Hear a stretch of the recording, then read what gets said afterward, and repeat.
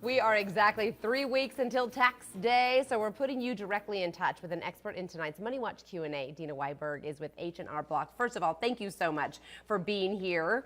We appreciate you driving in from Hawthorne, so we'll get right to it. Let's start with the dreaded IRS audit. How do they choose who gets audited? Well, they just pick randomly. They don't really choose.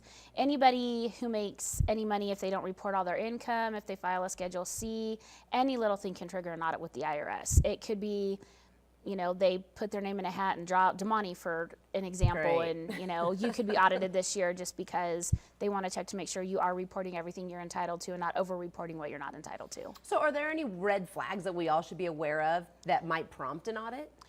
If you're filing a Schedule C, which is self-employment, that's really where the red flags are, making sure that you're not over-reporting what you've spent, not reporting all of your income to make it look like you're trying to get a loss, to make it look better, pay less taxes, that type of thing. What happens when you do get audited?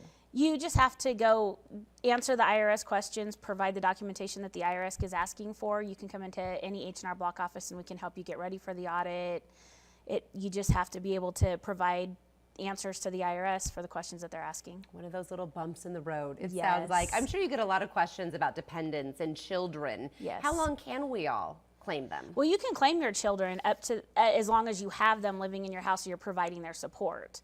Oh. Yes, your children are yours for indefinitely. I will be claiming my daughter until she's 24 because she goes to college full time and I provide her support. I pay her schooling, what she doesn't pay, and I pay her room and board and everything else. So There's no cap on that?